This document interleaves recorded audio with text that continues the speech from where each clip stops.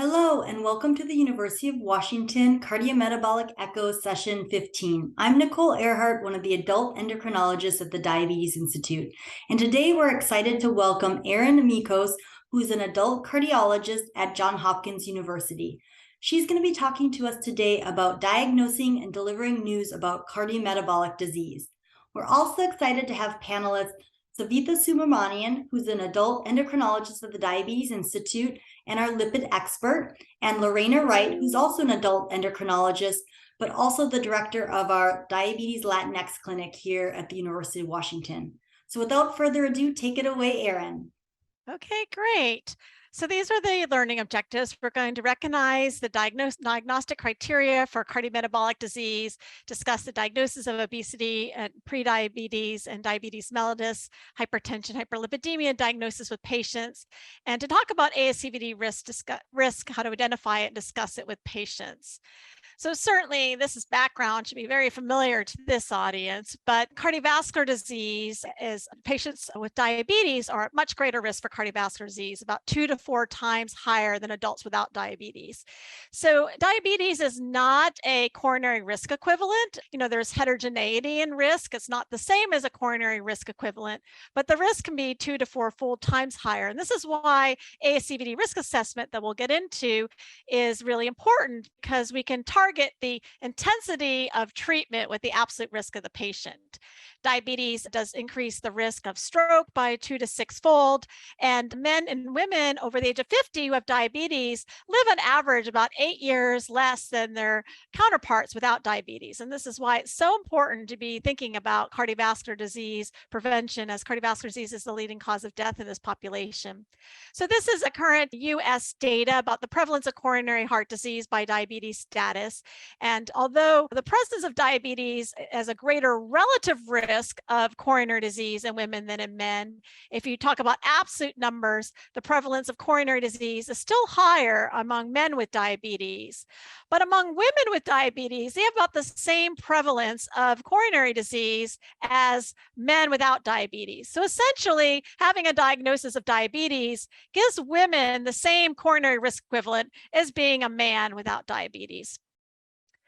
Unfortunately, as this audience knows, the prevalence of diabetes is rapidly growing. 37 million Americans, that's 11% of the population, or more than 1 in 10 US adults are living with diabetes, and more than 1 in 5 don't know they have diabetes. So getting back to the importance of making the diagnosis and communicating the diagnosis. And by 2030, it's estimated to be about 55 million.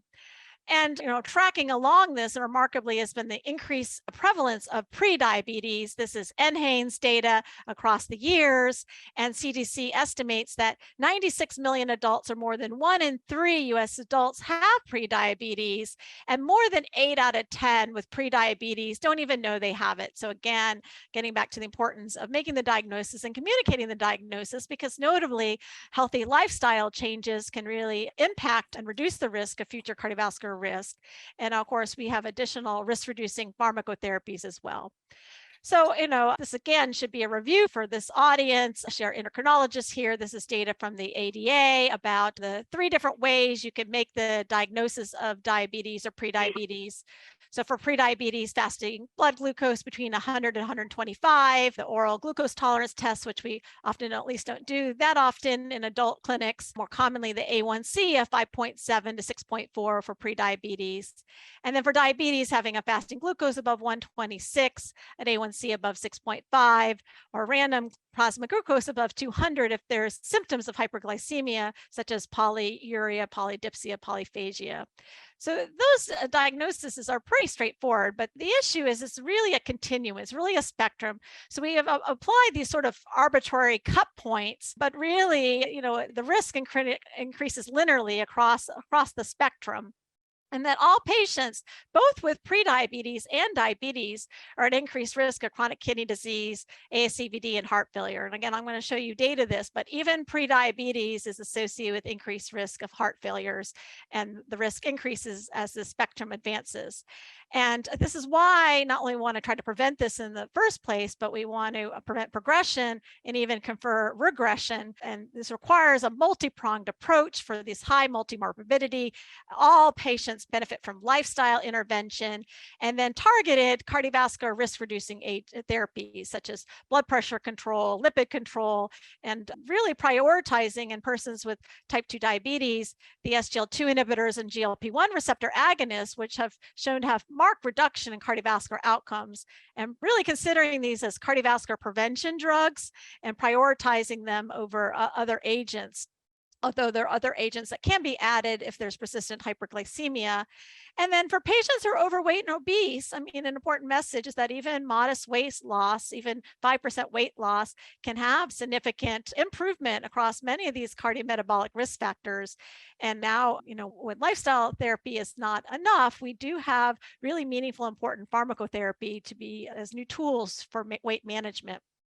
So there's lots of factors that contribute to insulin resistance, of course, paucity, central obesity, genetic factors, family history. Certain racial ethnic groups have higher prevalence of insulin resistance, sedentary lifestyle, decreased physical activity, increasing age, being post-menopause is a relative more insulin resistant state.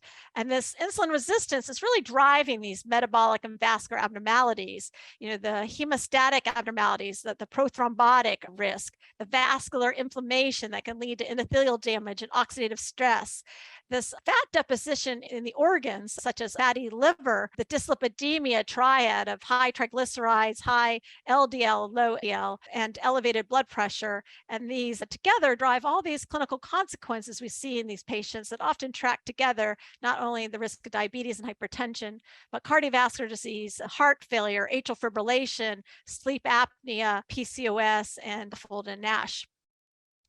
So, there is some utility about considering or making the diagnosis of metabolic syndrome, since so many of these factors cluster together. And it is a useful tool in that when we counsel about lifestyle modifications, that we know that weight loss and lifestyle modification can impact multiple of these factors. And that's why it's useful to sort of think about these things together, because they can cluster together. And having this syndrome, there's increased risk of cardiovascular disease over and above sort of the sum of the individual components.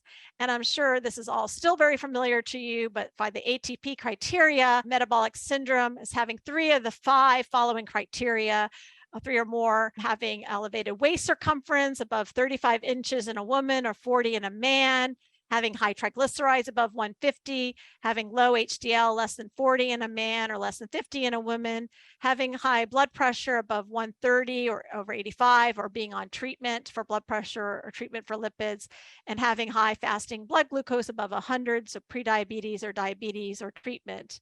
And so again, this syndrome is associated with that, all those adverse metabolic factors of inflammation, endothelial dysfunction, the small, dense LDL particles, more total atherogenic particles, and prothrombotic. And the utility of thinking about this syndrome is that, even modest weight loss, even lifestyle, can impact multiple of these components, and is really the single best prescription I can give to our patient. Metabolic syndrome is very common. Over 1/3 of US adults have this syndrome, have 3 out of the 5. And when you're looking at adults over the age of 65, we're talking about 50% of adults. And it's often under-recognized, even though we often measure these components, but waist circumference may not be something that's measured as much as body mass index, but it is associated with this greater, not only strong increased risk of progression to type 2 diabetes if they don't have it already, but higher risk of ASCVD as well as heart failure. And left untreated, there's generally a trend for just worsening of the severity of the score over time. So we do need to identify it early and intervene. But the message we can emphasize with our patients is that, lifestyle changes can help. A Mediterranean style diet, for example, in this meta-analysis, had, some small but meaningful reductions across, all of these risk factors in the syndrome, and reduces the risk of incident metabolic syndrome by 31%. And other heart healthy diets, like a healthy plant-based diet or a DASH style diet, also has benefit. Similarly, aerobic exercise also increases the likelihood of improvement in metabolic abnormalities. So because of this, it's really important to talk about weight management with our patients. While obesity is certainly a contributing factor to metabolic syndrome, insulin resistance is probably the causal factor, but they track it together. And it is important that we have these conversations, and sometimes these conversations may seem awkward, but it's very important to have them. How we approach this, first when the patient's first to see you, you want to make sure you're addressing their main concerns first. Why do they come to see you? It can be very off-putting. Certainly you want to address their weight and their weight-related comorbidities, but that might be not first of their priority. And so it may certainly be off-putting if you first start with weight. But having these conversations in a respectful, non-judgmental way, I really talk about weight management, being overweight, or as a chronic health condition that's actually far more complex than simply calories in and calories out. And, there's so much stigma around this. It's not just a failure of lifestyle choices. And often, at some point, lifestyle no longer becomes effective if someone is already at a weight set point and may have difficulty losing even further. And fortunately, once lifestyle changes have been exhausted, we do have important therapies we can offer the patient. So it's important to ask their permission to discuss about their weight, but doing it in a way as a concern that you're discussing the concern about their health risk, and that we have tools to help prevent sort of these downstream complications, and that patients can be an important driver of improving that they have control in improving their own health outcomes. And I really don't like to use the word obesity. I certainly avoid all terminology of morbid obesity. I try never to have that word in my chart, or that's going to be very off-putting and stigmatizing to the patient. So I talk to this just like any other, condition like hypertension or diabetes.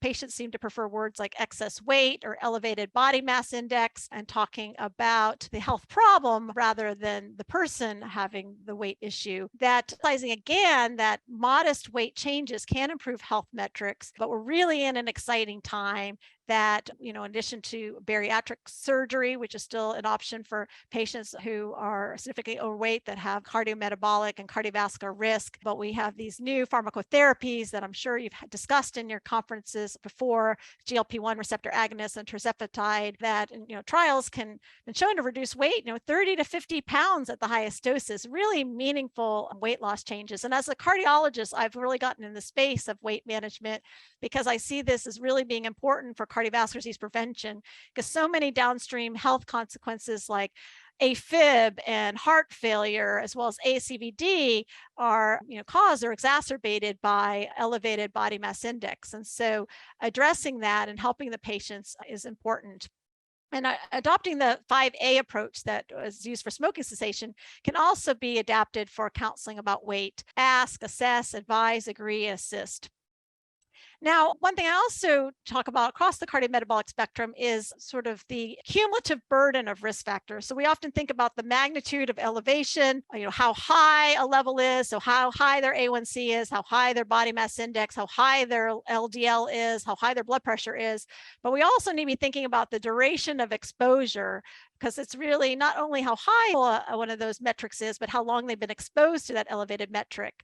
So we were already very comfortable thinking about pack years of smoking. So I also like this term about cholesterol years or LDL pack years, that there's a thought that there's a certain burden of accumulation of atherogenic particles of cholesterol years. And some have said this is about 5,000 milligrams per deciliter cholesterol years, where it heralds the onset of clinical ASCVD.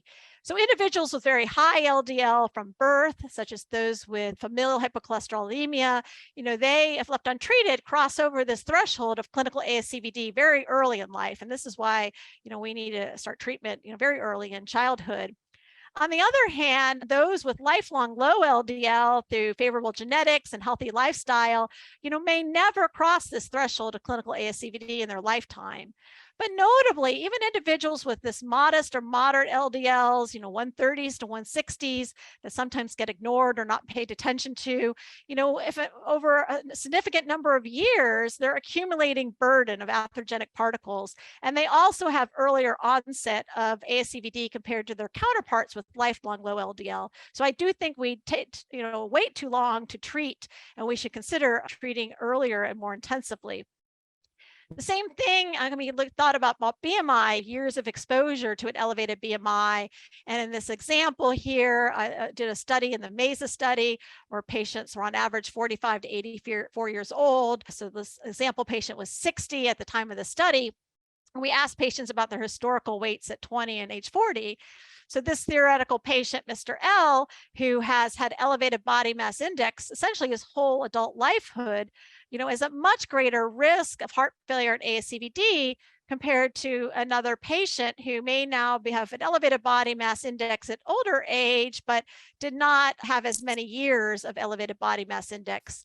And we showed in our study from MESA, the multi-ethnic study of atherosclerosis, that even after we took into account their current weight at their visit, their age at age 60, and even after we adjusted for all the other risk factors like hypertension, diabetes, and blood pressure, that the duration of exposure to higher BMIs for every 5 kilogram per meter squared higher BMI, since age 20 is associated with a 30% increased risk of subsequent heart failure, even after accounting for their current weight. So historical weights matter, and just asking individuals, even though there can be issues with bias about self-reporting bias and accuracy about self-reports historical weights, even with those limitations, historical self-reported weights does give insight on future cardiometabolic risk. So ask patients about their weights at age 20 and age. We see this with diabetes years, that the longer the exposure to diabetes, the more years of diabetes, the greater risk of heart failure. This is from the ERIC study, even after accounting for their current A1C. So even after you account for their current glucose control, the more years they've had diabetes, the greater the risk for heart failure. But even note that pre-diabetes is associated with greater risk of heart failure compared to individuals with no diabetes. So pre-diabetes is not necessarily benign. All right, so moving into treatment, and this is where I'm going to get into risk assessment, because while everybody benefits from lifestyle changes, healthy lifestyle, but when we start talking about drug therapy, estimating risk helps facilitate matching the intensity of treatment to the absolute risk of the patient, so we can maximize their anticipated benefit of therapy and minimize harms of over-treatment. And we see data from the cholesterol treatment trialists with statin therapy that the magnitude of vascular events avoided with statin therapy depends not only on the degree of LDL lowering with the statin, but the estimated risk of the patient. So higher risk patients derive greater event reductions, have more events avoided or averted with statin therapy. And this is why guidelines generally have some kind of risk assessment targeting, statins to individuals at higher ASCVD risk. Now, if somebody already has diabetes, adults over the age of 40, our cardiology guidelines give a class 1 indication they should at least be on a moderate intensity statin. So you don't have to calculate 10-year risk to determine whether they should start a statin. If they have diabetes, even though it's not a coronary risk equivalent, they're high enough risk that they would benefit from some statin. But patients with diabetes who have higher ASCVD risk scores or more risk factors, or if they have diabetes specific risk factors, such as longer duration of diabetes, more than 10 years for type 2 or 20 years for type 1, albuminuria, low GFR, retinopathy, neuropathy, low ABI, these individuals should be treated with a high intensity statin with the aim of reducing LDL by 50% or more.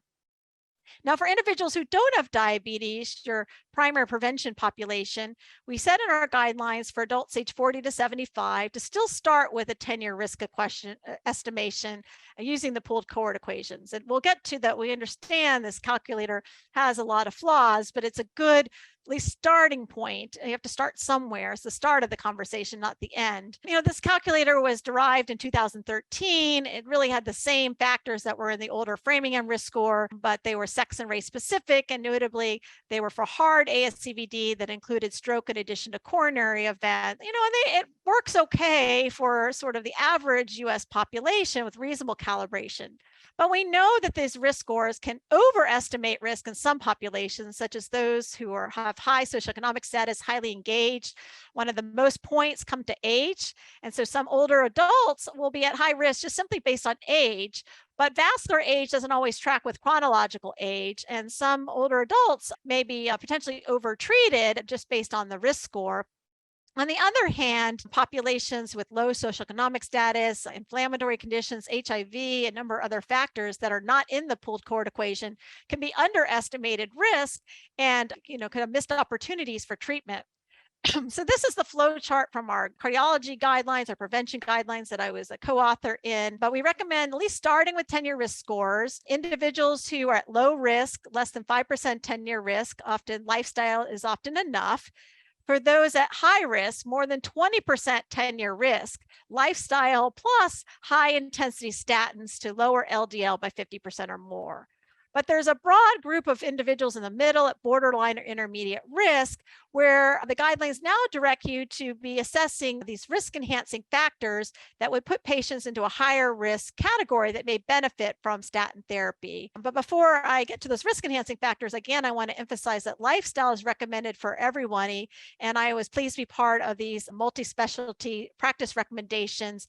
And I won't read this whole slide about our lifestyle recommendations, but our key message is that any effort is worth the while. So any strides that patients can make to improvements in these key areas is worth the effort. And it's worth taking the time to discuss it and refer to our patients to our team-based approach through nutrition and physical therapy and as physiologists as appropriate. All right, so the next in the algorithm, if risk is uncertain, is to consider these risk enhancing factors. And here's where metabolic syndrome plays in, kidney disease, having persistent elevated triglycerides above 175, non-fasting, high CRP, other biomarkers like high lipoprotein(a) or ApoB, have factors of premature menopause or adverse pregnancy outcomes like preeclampsia, as well as family history. Any of these factors will put patients into a higher risk category that would favor the initiation of statins. But our guidelines acknowledge that even after estimating 10-year risk and considering risk enhancing factors, there may still be uncertainty about risk or patients' indecision or reluctance to start a statin. And when risk is still uncertain in primary prevention, our guidelines say you can consider a coronary calcium score with a 2A indication to help refine risk a little better and guide shared decision making. And coronary calcium, as atherosclerosis is building up in the arteries, a certain percentage can be calcified. So the amount of calcium tracks with the amount of plaque. It's only capturing calcified plaque, but it's a good marker for total plaque burden, as people who have more calcified plaque also have a non-calcified plaque. And it turns out that calcium scores predict risk, really has emerged as a superior prognostic marker of risk. It predicts risk better than age, better than LDL, better than 10-year risk scores, because it's actually measuring the disease itself. It's looking at someone's own arteries and seeing if they have atherosclerosis. And it's really integrating a lifetime of exposure between traditional risk factors, novel risk factors, and genetics. And the presence of absence of coronary calcium can upgrade or downgrade risk and guide decisions about statins. And this is such as data from the MESA study that I was part of, where participants had a calcium score and were followed for more than 10 years. And it predicts risk in both men and women. I'm just going to show the women here. So this dotted red line is the 7.5% 10-year threshold. And we think of this as the net benefit threshold for statins. So individuals with a 0 score, I'm sorry, this is very faint, this line down here, with a 0 score have a low risk over the next 10 years. Note that there are some events. A 0 calcium score is not 0 risk, but it's low enough risk that patients and their clinicians may feel comfortable deferring statin therapy if that is their desire. Certainly, you can still use statin therapy, and I do, in patients with a calcium score of 0, particularly if they're younger and have high lifetime risk, but they are in a lower risk category. On the other hand, the presence of any coronary calcium is associated with greater risk in a graded fashion, with the higher the score being associated with higher risk. But any non-zero score crosses this threshold in 10 years. And our guidelines recommend statins if the calcium score is above 100 or above the 75th percentile for age. And it can be considered really for any non-zero score, which is how I treat. And although women have a lower prevalence of coronary calcium at a given age, the presence of coronary calcium in women confers a greater risk of mortality in women than in men. We see this is in a population of individuals with diabetes, but for a given score, the mortality rate is greater in women than in men. And in both men and women, coronary calcium scores as they increase are associated with total and cardiovascular mortality. But again, the risk is greater in women. This is even after adjusting for age and other risk factors with significant interaction by sex. So we need to engage in a clinician-patient risk discussion with our patients when we're talking about treatment and primary prevention. Obviously, secondary prevention, they're already candidates for treatment. So we want to assess their risk, assess all those risk-enhancing factors, consider coronary calcium if it will help change management, discuss the benefits of drug therapy on top of lifestyle, understand the patient's preferences and their values, incorporating scientific evidence with clinical judgment, and involving the patient at the center in shared decision making. And so as part of this clinical practice guidelines, we do have some notes about slides about the importance of patient self-management in their disease and enabling and empowering the patient, making sure they understand their numbers and what they mean and what their targets are and what exams and tests should be expected for their conditions. Using motivational interviewing with open-ended questions, affirming personal challenges and goals, encouraging beliefs that patients can control their health outcomes and giving them that self-efficacy, and tailoring these discussions to individual patients, taking into account their health literacy and socioeconomic considerations and other social determinants of health, with the ultimate goal of improving adherence.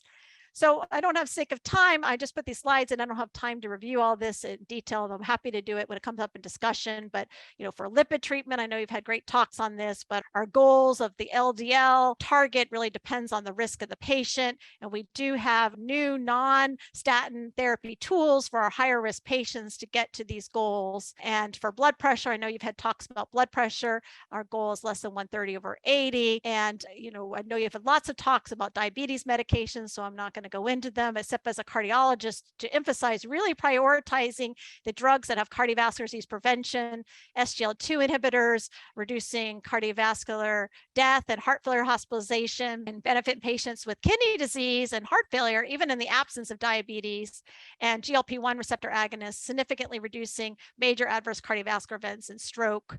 And although these agents benefit for cardiovascular disease, irrespective of the A1C, so I think of them as prevention agents, not A1C agents.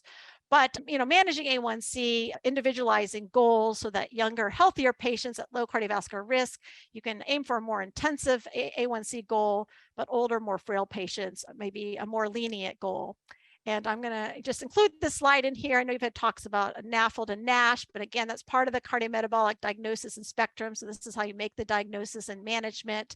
And of course, kidney disease, cardiorenal is part of the spectrum. So you have to measure both the EGFR and urine albumin, either one if it's persistent, to make the diagnosis of CKD, because again, we have therapies like SGLT2 inhibitors and known that can prevent progression of kidney disease and cardiovascular outcomes. And we have a wonderful guideline from the AHA that summarizes all of these things for a comprehensive approach to cardiovascular risk reduction in persons with diabetes, including these new medications. And really for primary prevention, I like talking to the patients about this whole ABCDE approach and making sure we address all these domains. But with assessment of risk being what I focus on today, about considering those risk enhancing factors and selective use of coronary calcium when risk is uncertain.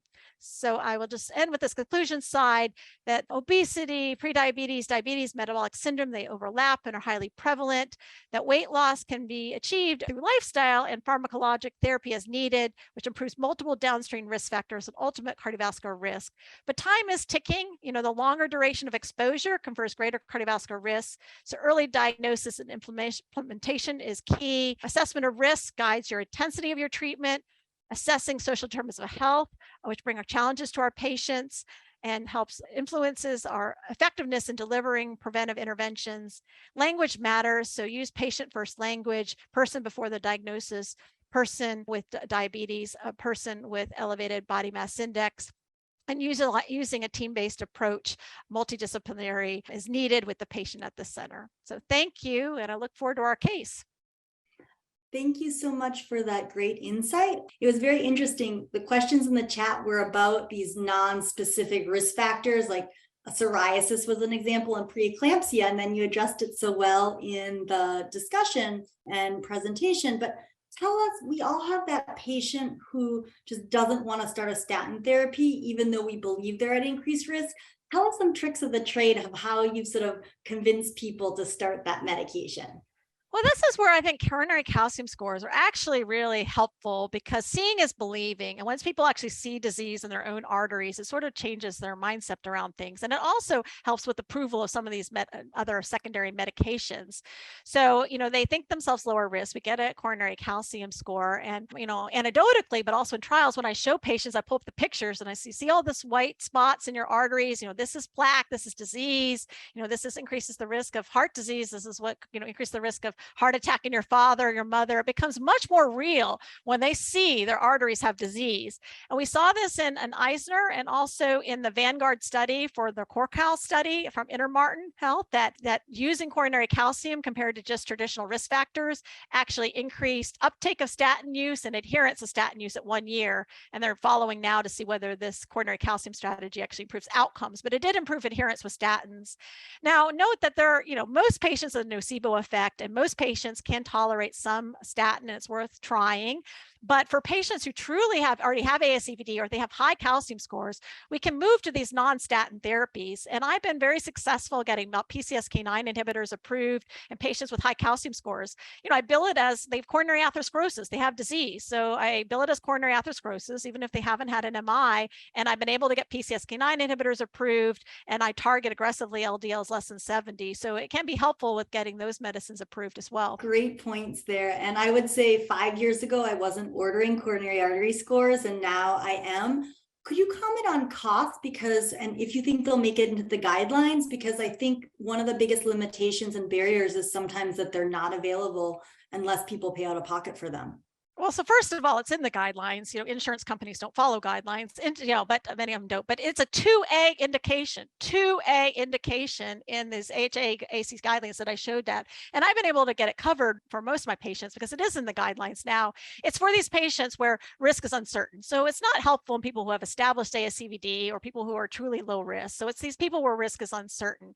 So most insurance do cover it now, but it's actually pretty cheap out of pocket. So at our facility, we charge $75, self-pay. American Radiology is $100. It's not an expensive test. It's a very low radiation protocol. It's not the same as a full chest CT or lung CT. In fact, some patients said that the insurance covered it, but it was a $200 deductible for her insurance if they charged it the insurance, but only $75 if she paid it out of pocket. So she chose to pay it out of pocket rather than have her insurance cover it. So it is covered. Change takes some time, but it is in the guideline. And again, it's not for everybody, only if you would change your management. And you also have to understand that when you start someone on a statin, statins will shrink the softer plaque and make plaques more stable and more dense and less likely to rupture. So there can be a slight increase in calcium scores, once you start a statin. And that doesn't mean that the statin's not working, but that the statin is shrinking plaque. And so we generally don't repeat it once we have an initial score, unless the score is 0 and we didn't start statin therapy. Then I repeat it again in 5 years or 3 years if they have a lot of risk factors. Or if somebody is suboptimally treated and they're not quite at LDL goal, sometimes I'll repeat it. And if their calcium score has gone up more, then that's another nidus or a push to use more intensive therapy. And if we can't maximize them on the statins and they have a lot of disease by the calcium score, I do use these, other agents like PCSK9 inhibitors. Great points. And there was a question also in the chat. Could you comment on the cardiovascular risk associated with stage 2 kidney disease? Because I think we start to pay attention when we get to stage 3 or higher. So you could just sort of summarize what you feel like the risk is in those, in the beginning of chronic kidney disease. Yeah, so it is a risk enhancing factor, and that's why it's in the guidelines as a risk enhancing factor. And the SHARP study did show benefit of statins in patients with CKD. It was really the only thing that was questioned about statins might not having benefit is the end stage patients on dialysis who really are more likely just to die from other causes, infection and heart failure are such high risk that statins may not reduce the risk at that advanced stage. So they may have the most benefit in earlier stages of kidney disease. And so a message for my cardiology colleagues and really for all internists as a reminder is that to assess CKD in stage by the Key2Go heat map, you need to measure both the eGFR and the urine albumin creatinine ratio. And a lot of cardiologists don't look for urine albumin creatinine ratio, but they're going to miss a lot of CKD if they don't measure it. And the reason why it's important to make that diagnosis is not only are they candidate for statins, but we now have other meaningful risk reducing agents that can slow the progression of kidney disease and reduce the risk of cardiovascular complications like heart failure. And so, of course, this is the RAS blockers like ACE and ARBs, but the SGLT2 inhibitors that benefit patients with CKD with or without diabetes. And if someone has diabetes and albuminuria CKD, finerenone, a non-steroidal MRA, has been shown to also slow progression of kidney disease and significantly reduce cardiovascular outcomes. And you can use these all together, with SGLT2 inhibitors and finerenone together. So we have therapies that can really slow and halt the disease. And so we have to make sure we're identifying CKD, because prevention is better and more effective when delivered early rather than too late. Great points. And the last question I'm just going to ask you very briefly is, so let's say the risk calculator is low risk, but then there is a coronary artery score. Would you put that person on statin? That was in the chat as well. Yes. So women, particularly, and younger adults often have low 10-year scores. So, a young adult should really have, 0 coronary calcium. So a calcium score of 11 or something in a 40-year-old, that's actually, well above the 75th or 80th percentile. So, I'm also thinking about lifetime risks, not just the next 10 years, but their lifetime. So, if they do have coronary calcium, again, a score is above 100 or above the 75 percentile, statins are recommended. But it also says in our guidelines, which is what I treat, is that statins can be considered for any non-zero score. So if they have plaque, I want to put them on some statin, even if it's like Rezuva 5, maybe I don't need to do the high intensity treatment, but just having them on something to lower their burden of atherogenic particles and really slow the progression of atherosclerotic plaque. Great points. And I'm going to have Jessica share the case report, but while we're doing that, Savitha, do you mind commenting on coverage in our region? Because I find a lot of times it's regionality. Are you finding coverage for coronary artery scores? Yeah, so here in Washington state, it's not covered by insurance most of the time, even with our Rolls Royce of insurances here through the tech company. So it's the UW, the cost is about $170. Most people, as Dr. Michos mentioned, if you explain to them, they'll just pay out of pocket and say, yeah, I want this done. And the price ranges from anywhere from $99 to about $200. So most insurance, I have not had success with any insurance covering it. They call it a preventive intervention. Medicare age, for sure, it's not covered. Even so our own insurance, state insurance here for us as UW employees, if we did a calcium scores on us, we wouldn't get it covered. Why don't we go ahead and start the case report? Dr. Grant, are you ready to present for us? And tell us a little bit about yourself as well as you start your case presentation. Oh, okay. So I've been at CMAR for about 10 years, and I have lots of people with many risk factors like this gentleman. He's a 64-year-old male. He does have insurance. It's Medicare. He understands that he's not in good health. He feels that he's the first in his family to have really significant health concerns. He has uncontrolled diabetes type 2 with retinopathy, proteinuria. He has depression. He has fib, atherosclerotic heart disease, hypertension and hyperlipidemia, morbid obesity, and sleep apnea. Let's see. He's on long-acting and immediate insulins, metformin, sitagliptin, pioglitazone. He's taking 40 milligrams of atorvastatin, and gabapentin and amitriptyline are helpful for sleep and neuropathy, but not completely helpful. So he's only allergic to penicillin. He doesn't know much history about his father. He died of a heart attack at 72, but doesn't know really if he had much in the way of heart disease before that. He comments that his mother is alive and well. She's 84. His maternal grandmother lived to be 96 and a half, and he doesn't know of any illnesses that they have.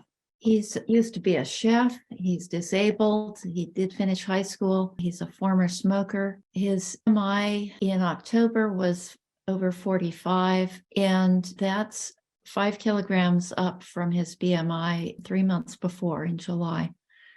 His blood sugar runs high. His A1C in October was 9.1, but that's down from 10.0, which was his July reading. His total cholesterol is 151, LDL is 77, HDL is 30, triglycerides are quite high at 367. He's got proteinuria, a GFR of 80. His LFTs are normal, and he's had this sort of contradictory weight gain of 5 kilograms with a loss of 0.9 on the A1C. He's current in foot exams, retinal exams, depression screening, but not current on dental care.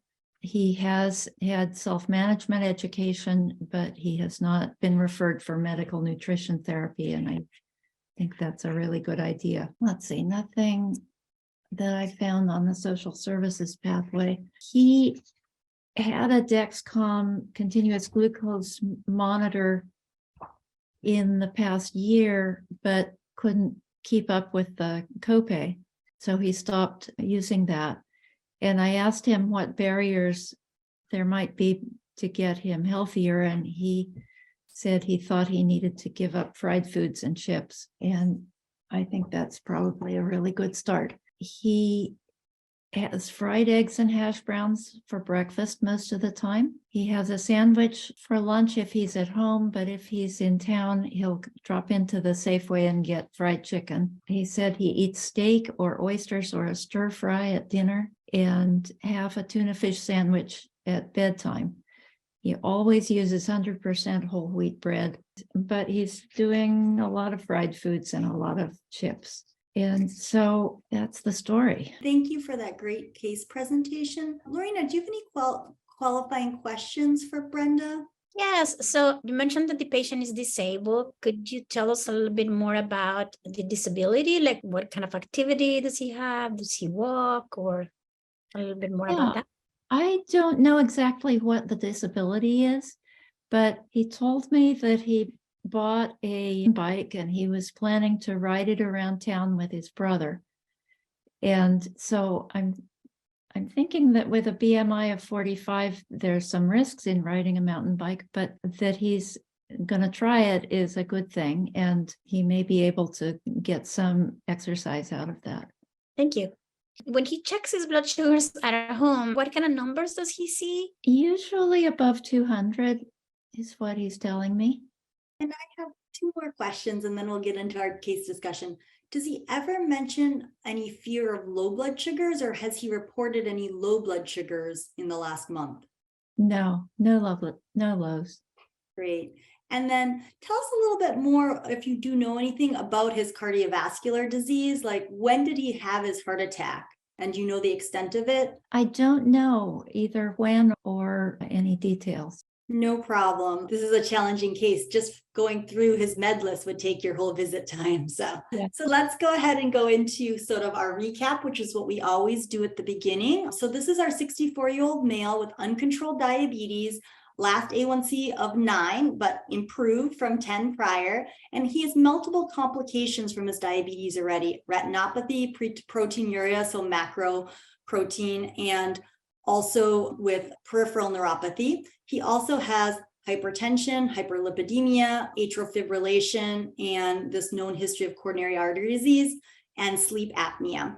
You know, he's struggling with his weight at 135 kilograms and a BMI of 45. And then, you know, we did hear that potentially finances are an issue, especially, you know, when he was unable to afford his continuous glucose monitoring at $44 a month. So we need to factor in all those things. And you can see sort of his medication list. You know, he's on over 10 medications for his current therapy right now. So always the first questions we ask, it doesn't matter when they develop their diabetes, you know, what their BMI is. The first question you always want to ask yourself, and what we're always going to ask, is, does this person produce insulin? Are they more like type 1 or type 2, or are they a little bit of both? Are they insulinopenic or insulin resistant? And, you know, in his case, I think until we see otherwise, although I do have patients that are type 1 diabetes with BMIs of over 45, 50. So always keep it in the back of your mind. I think he's more likely type 2, and also because of his BMI, he has significant insulin resistance. So then our next question, and I'm going to throw this out to Lorena. What would be your A1C goal for him? Yes, so in my mind is like, what do I want the A1C to be next visit, but also ultimately, like what is the A1C that I would like to have for this patient? So if he decreases his A1C like by 1 or 1.5% until I see him in a couple of months, then I'm okay with that. I'm happy with that. I praise, the improvement. But ultimately, I think that, if less than 7, as long as they don't have hypoglycemia. So hypoglycemia is my limiting factor to not to aim to a very aggressive target, but if they don't have hypoglycemia, I'm very comfortable going less than 7. And that's sort of how I was thinking as well. In his case, he already has so many comorbidities that, what I don't want him to have is any hypoglycemia. So I would be happy over time if he got to 7.5, especially given the number of comorbidities he's already have. But if we can get him to 7 without hypoglycemia, I would be very happy. So great points there. And again, we're always showing that we don't want to have too rapid increase of the A1C because that can worsen his retinopathy.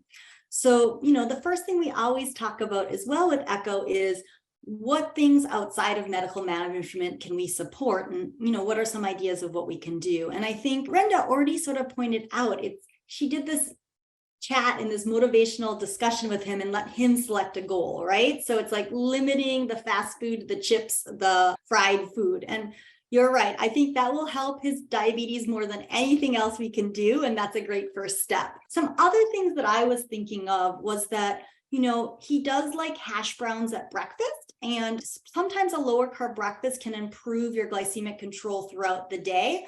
I think, I was thinking maybe he was worried about low blood sugars, or maybe he did mention he was having a lot of cravings for food. So exploring the need for that 4th meal at bedtimes, like, was there a reason for that? I think would be helpful.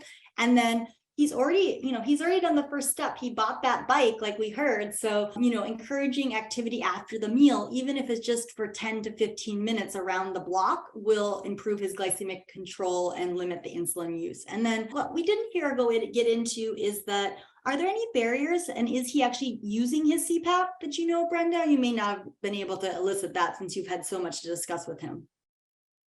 No, I didn't get a chance to explore that. And so all these things, and then the final thing is that, we've seen this in many of our cases, supporting his whole body health and mental health will be a big component of improving his diabetes management. And I have some slides from the European Association Diabetes and American Diabetes Association clinical guidelines just recently came out, because I think they well highlight things. And I think honestly, Erin showed a similar slide from the cardiology guidelines so there's some slides from their guidelines that recently came out in the rest of my presentation. But this idea of activity and this whole body health, including sleep as a component of it, I think is very important. And I think, like you said, encouraging the biking or even just walking a little bit will be helpful, and then exploring the sleep issues. We do know that uncontrolled sleep apnea does worsen glycemic control. And so that might be a motivator for him to actually try to wear the CPAP for at least 6 to 8 hours every night. And exploring that in the future would be a great additional thing. And then we also know that potentially he is on some medications that may help his mood and for depression and sleep, but we know adequately treating the depression will actually improve the A1C. And this was a study where they used sertraline and they showed a 0.8% improvement in A1C as opposed to people whose depression will not medically treated. And then, I sort of highlighted this, really exploring why he needs that 4th meal in a non-judgmental way, I think would be helpful, and seeing if it's something he could limit or exclude. And then discussion about, increased insulin resistance in the morning, and maybe trying to figure out with him what could be a replacement for those hash browns, because there is actually good evidence that if you reduce the carbohydrates at breakfast, you can actually improve glycemic variability throughout the day. And so this was the example they gave in the article. It would be, notice it's pretty fat heavy, which I think will help him with some of his cravings, and it wouldn't be like taking away anything, but it might just be reducing the carbs. So maybe doing some cheese with spinach and, some of whipped cream in his coffee, and making an omelet and just excluding the hash browns. Again, this would be a decision he would have to make, but you can also use it as an example of how it might improve his sugar control and also make him feel full longer. So your overall, case questions were like, like, how do we optimize his glycemic control and how do we improve his overall health? And we already went through some of that, but from a medication standpoint, why are we putting these medications on? Well, we're putting them on for glycemic management, weight management, cardiovascular risk management, and cardiorenal risk management. And unfortunately, like we said, he already has a lot of these complications. So what we want to do is stop the progression and stop further events. And so how can we do that? Well, not worsening his quality of life and simplifying, if possible, his medication regimen. So the first thing I want to suggest, and we'll talk more about this in our weight specific sessions, are metabolic surgery, right? I think we have to talk about it with our patients more. And my first response was, oh, he has, AFib and history of cardiovascular disease, can he get metabolic surgery? So I phoned a friend who's in our weight management clinic, and she sent me this article that said, yes, you can send people with coronary artery disease to bariatric surgery. There is a slight increased initial risk, but the absolute risk is very low. And so I think he's someone, if it's a possibility for him to engage with a bariatric surgery clinic, and a referral would be a very good idea for him early rather than later. As well, this is another thing I really like about these combined consensus guidelines, is that not only do they talk about glycemic control and weight management goals, which is what our ADA guidelines do, but they actually highlight within the class, specifically a GLP-1 receptor agonist, of those that have the most efficacy for both weight and for glycemic control. And so, what do we know? We know this is why we talk a lot about deglutide at high dose, but also some glutide now available at 2 milligrams. And then you're hearing us talk at these case discussions about tirzepatide, even though it's the new kid on the block, because these people have these specific medications have more glycemic lowering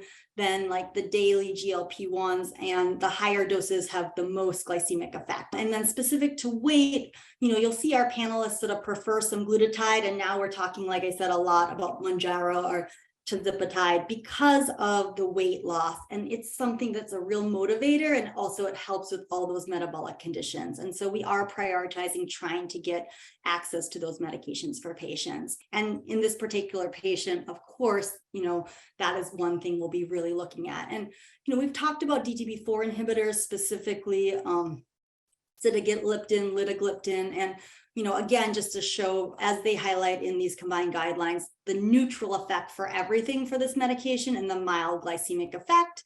And then, kudos to you for using a TZD or pioglitazone, because in this person's case, there is some cardiovascular benefit for it. It's just that it's coupled with a lot of unfavorable effects, which is the, fluid retention and weight gain. And so, in this particular patient's case, if cost was an issue and he didn't have access to other insulin-sparing agents, this is a great choice, but it may be one that we can replace if it's not cost prohibitive for him.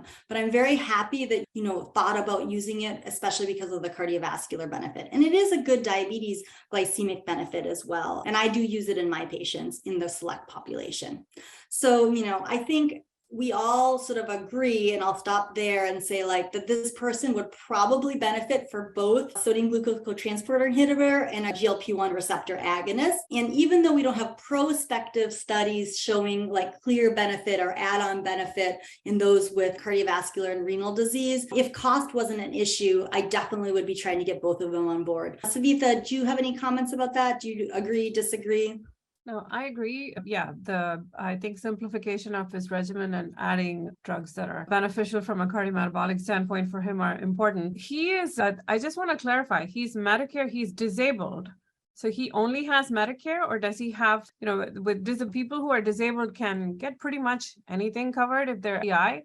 So I think an SGLT2 inhibitor would be covered, as well as a GLP-1 receptor agonist, at least a daily one. If it's only Medicare, the folks, who are not on disability, it's harder because for Medicare individuals, but with Medicaid, all of these are all covered, especially the SGLT2 inhibitors. So if that's not been tried, I would agree.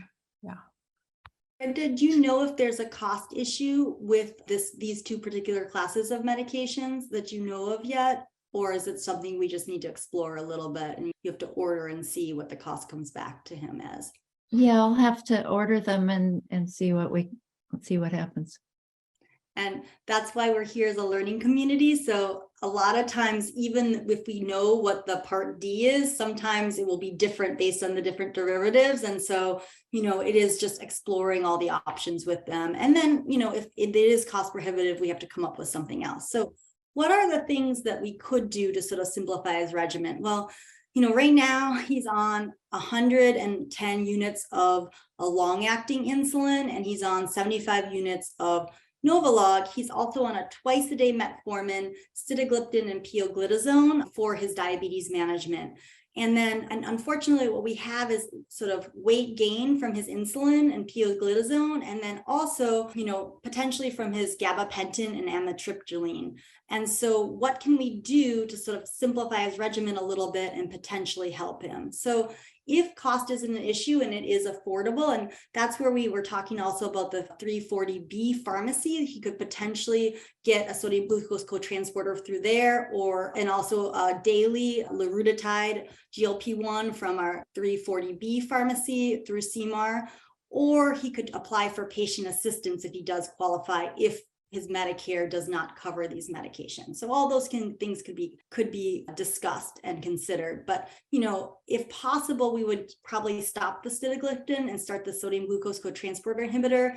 And if possible, we would stop the pioglitazone and start the semaglutide. So at least we're not increasing his number of medication. And then over time, I'd love to see his tricyclic replaced with something else that might help his peripheral neuropathy and also his mood as possible, as able to make it a little bit more weight neutral. So it's always really hard when you have people that are on high doses of insulin to think about how to replace or add medications, right? And so, my step 1, 2, and 3, which all of us always talk about, is in a non-judgmental way, how much do we think he's actually taking? Does he miss doses? If his blood sugar is 100, does he not take his evening dose of the Levemir? Does he eat at bedtime because he's scared of low blood sugars? A lot of our patients say they have to ration their insulin. And so for really assessing his total daily dose of insulin, rather than what is written in the chart, is the first important thing. Do you have any sense? Do you think he really is taking his insulin religiously, or is there barriers? Yeah, I think he's taking the fast-acting insulin, 25 units 3 times a day. I think he's doing that. I'm not quite as sure about what he's doing with the Levemir, but he said he was taking it. Okay. Yeah. And so I think you have a good relationship with him. So he has opened up about some of the barriers and everything. So I do think he would tell you. And so, we can assume that he is on close to 200 units of insulin a day, but I always am conservative if we're not sure, right? And because you can always add back insulin, but if you have a severe low blood sugar, you can't take that back. So what would I do in this particular case, especially if we're going to add on some glutide for him, or for now, if we're working with a 34B pharmacy, our liraglutide?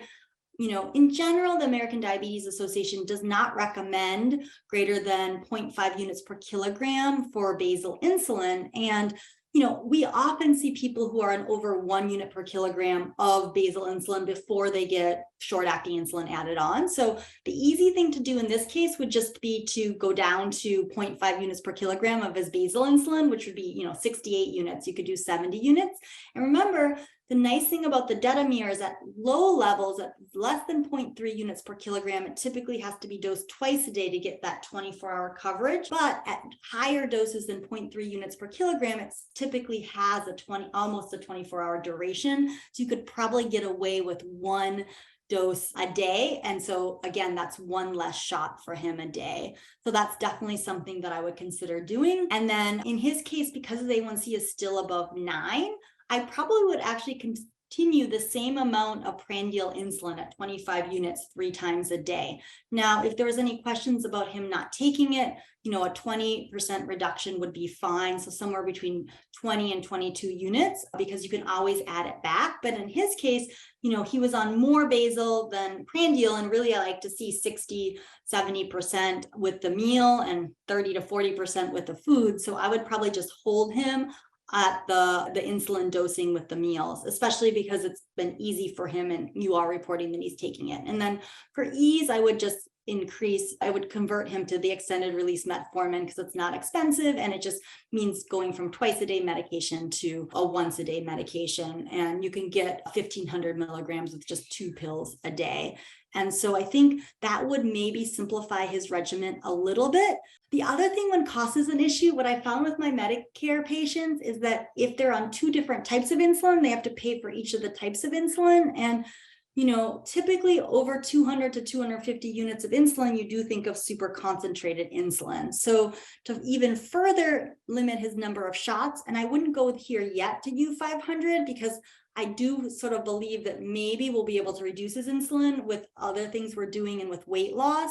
But U500 would be just one type of insulin that acts both like short and long acting insulin. And he could get away with just 3 shots a day of the same insulin. So it could be very easy. And in his case, I probably would 60 units 3 times a day based on his current dose. But especially if you're going to start the semaglutide, I would probably reduce it by at least 10% to be conservative. So maybe 55 units 3 times a day. And it's fallen out of favor. When I was trained, I was taught to give 1/3 of the dose of U500 at bedtime, but because of the risk for hypoglycemia, we don't typically do that. But if he's going to keep his 4th meal, this is where maybe you do add that 1/3 of the dose at bedtime with the food when he eats his meal at bedtime. And this then may give him very good coverage. Lorena, any comment about this? Do you think this would be a later step, but a step you would consider in this patient? Yes, I would just, whenever I switch someone to U500, I really, make super sure that the amount of insulin they're using and also the sites, because I had a case where, the patient was injecting in lipodystrophy areas and that can make a big difference. So then I would make sure to review these sites. But yeah, I agree. U500 would be a good idea. I have so many people right now that I'm saying, oh, don't use your abdomen, try alternative sites. And, here's your plan for reducing your insulin if you start to see better absorption and more response to it. And then, Nicole, can I say something? Go right ahead. So I cannot emphasize the importance of looking at the patient's injection sites. So please, ask them where they are injecting their insulin and put your fingers and actually feel it. You will feel firmness compared to soft, squishy fat. And you tell the patient that you want nice, squishy fat, and you have to teach them about how to rotate their injection sites. I cannot emphasize this enough. I'm the 3rd person on this call who's mentioning this, but especially with such high doses of insulin, lipohypertrophy is very common if they do not rotate their injection sites, and it interferes with absorption of the insulin. It causes erratic insulin absorption and will cause hypoglycemia because the insulin doesn't get into the blood in time.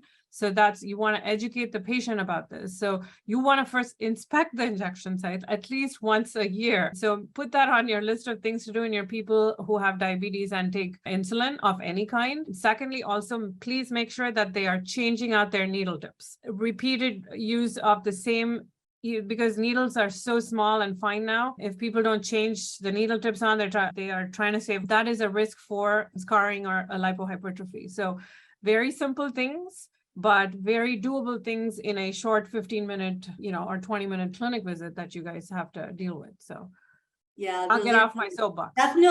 Knowing the dose of insulin they're taking, and then this is 1, 2, 3, 4 of insulin management. So thank you for just highlighting it again. And, we're going to keep bringing that up probably with every case. So, again, I'm not a psychiatrist, but we do a lot of whole body health management. And I did phone a friend, Dr. Paul, our psychiatrist, also sort of reviewed the case and agrees with this sort of plan that potentially may help with some weight adding medications. So duloxetine, as you know, or Cymbalta, does have the indication for both depression and peripheral neuropathy. And so our thought process maybe was to do a titration where you start at 60 of duloxetine and reduce the amitriptyline to 50 from 100, because you do see more cravings and you do see weight gain, especially at the higher doses. And the other thing Dr. Paul wanted me to highlight was that nortriptyline is actually better, less side effects and weight gain than amitriptyline. Amitriptyline is actually the worst one out of the tricyclics.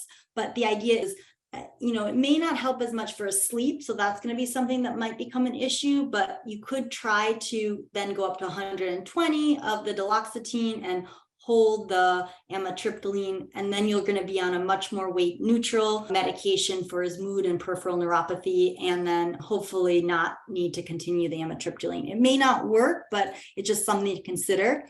Now, this was only if we couldn't get a GLP-1 receptor agonist for him, if cost was an issue. I have used bupropion and naltrexone sort of in the generic because they're usually not cost prohibitive, and that sort of makes the brand name Contrave that is for weight loss. And the idea would be if he's still having problems with cravings because we don't have the GLP-1 for appetite suppression, that, after you have done those other titration, you can consider adding a low dose of bupropion, 75 and then 150 for those cravings and hopefully weight reduction, and then consider naltrexone to make up the Contrave dose. Again, if we can get a GLP-1, we would preference the GLP-1 or the GIP GLP-1. I will say. So, by doing these things, the good news is we reduced one medication to once a day. If we do the U500, he'd be down to 3 shots a day. At least we get him down to 4 shots a day with his current regimen if we just reduce the basal to once a day. And again, we would probably start the GLP-1 receptor agonist first, and I would add the sodium glucose cotransporter for non-glycemic effects in a few months. Like, definitely get it on board, but to make things easy, I would just focus on the insulin and the GLP-1 receptor agonist, and then potentially replacing the amitriptyline with the lutein. So, we are in the cardiometabolic echo, and so we talked a lot about the cardiovascular and renal benefits of the 2 medications we're recommending. But, this is where I'm going to ask Erin if she could sort of jump in last minute and, looking at his current rest of his cardiometabolic picture, is there anything you would do to further optimize his medication therapy from a cardiovascular standpoint? Yeah, well, first of all, he has ASCVD and he has albuminuric diabetic kidney disease. So he should be on a RAS blockade, so an ACE or an ARB. And that'll be really important for kidney disease protection. And so, of course, I would also be considering the SGLT2 inhibitors for kidney and cardiovascular prevention, but that really should be on a background of ACE or ARB. So I would get that on board. In terms of his lipids, so this is someone who's had a prior MI. I'd love to learn more about that issues, but he's secondary prevention. So we would want a goal LDL less than 70, ideally as low as possible. There isn't an LDL that's too low. And if you were treating by the European guidelines, you would actually target less than 55. So, his LDL could be further improved. You could double the atorva to 80. There's the rule of 6s. So every time you double, you only have 6% additional lowering. The guidelines would suggest to use ezetimibe next after they're on a high intensity statin, because that's, generic. And obviously, if somebody could not get to goal, we have other agents like PCSK9 inhibitors, but those I think would be cost prohibitive. And I agree completely. I'd really rather onboard the GLP-1 to help with his A1C and his weight. So I would probably prioritize that, since his LDL is not terrible. His LDL is not 177, where I'd be, really pushing the PCSK9 inhibitor. I think improving his weight and his A1C will help a lot with his triglycerides. So right now, to date, there's no evidence that fibrates added to a statin reduce cardiovascular risk. If the triglycerides are above 500, we do use fibrates to avoid development of pancreatitis, but he doesn't need fibrates for cardiovascular risk reduction. So I think the triglycerides, I'd probably would work on lifestyle and weight loss and things first. But if they do remain elevated, icosapent ethyl, which is a prescription highly purified form of EPA in the REDUCE-IT trial, has been shown to have a 25% risk reduction in major adverse cardiovascular events. So that would be considered for that. The benefit seems beyond the triglyceride lowering. But please note that I know we want to save money, but dietary supplements of omega-3s have not been shown to have the same benefits and are not the same as icosapent ethyl and not as a substitute. But I would again really focus, I think a GLP-1, will improve a lot of these parameters, including the triglycerides. So his heart rate's 112. You didn't tell, I don't know if I remember if you said he was in chronic AFib, but it sounds like he might be rather than sinus. So metoprolol is likely on board for rate control. And, we don't have to do stringent rate control, but I don't know if he's living around 112, we may want to, optimize that a little bit better for rate control. He clearly has a high CHADS2 VAS score in the setting of AFib. So he would be a candidate for a DOAC. DOACs do have class 1 indication over warfarin. So I'm glad he's on Eliquis, and the dosing seems appropriate because his GFR is normal, as well as his BMI is not low in his age. So he's on the appropriate dosing. But, in someone with paroxysmal AFib, a weight reduction can help prevent AFib reoccurrence. And actually, after an ablation, it's a really important strategy for, preventing recurrent AFib, is focusing on weight loss. And, so I think that, that would be something to consider. I think it sounds like this patient might be in chronic AFib though. And at this point, is really sort of rate control and anticoagulation strategy.